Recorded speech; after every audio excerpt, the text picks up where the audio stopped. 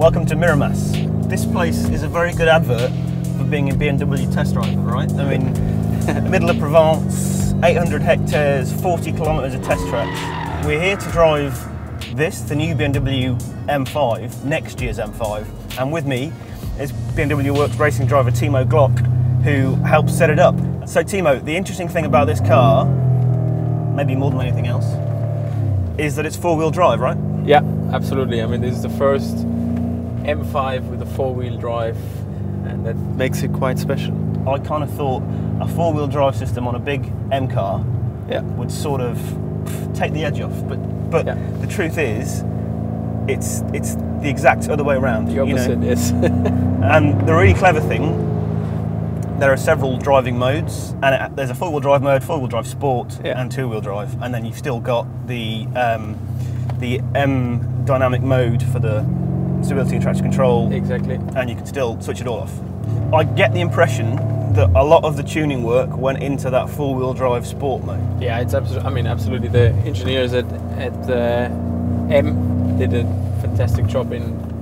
When you drove the last M5, you think what's going to happen next, and then you see all the X models at BMW four-wheel drive. You think, okay, the logic way should be in four-wheel drive, but everyone thinks then you take that M code away, you know, which everyone likes to go sideways and having a sharp front end and whatever. This is still there.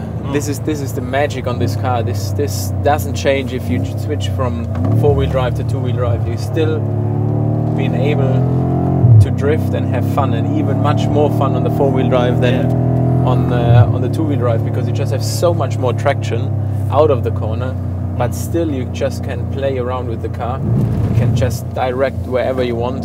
So you still get understeer. You still get the active diff on the rear axle, but now you get the active centre diff as well, which is basically a clutch-based power split that can either go 100% rear or 50-50 front and rear, or anything between. And so in a simple way, if you go out of the hairpin here, for example, you accelerate, the rear goes around, steps out a bit, then there's straight away the shift to the front, very smooth, so you still can keep that drift. And as soon as the car realizes it goes too far, it switches more to the front to start to help you stabilizing it. But without, even if you do a correction on the steering, it doesn't react to the car, or the car doesn't react too aggressively, you know. It's still there where you can just play around with it, but the car just actively helps you. The one thing that stunned me about it was that it is the most fun in four-wheel drive sport mode. Yeah, that's what I said yesterday. Yeah, I expect to get in and have to stick it in rear-wheel drive mode to have my fun. No, I don't. I don't have to do that. I can be quicker, and I can be having more fun in a four-wheel drive M-car saloon. That happened to me yesterday on the wet handling, because I was like, I want to start straight away with the two-wheel drive because I want to have fun going sideways. But then I realized it's just much more fun with the four-wheel drive. You can adjust the car a bit on the throttle. There it goes. You can have fun with it, and that's still with the stability control on. Yeah.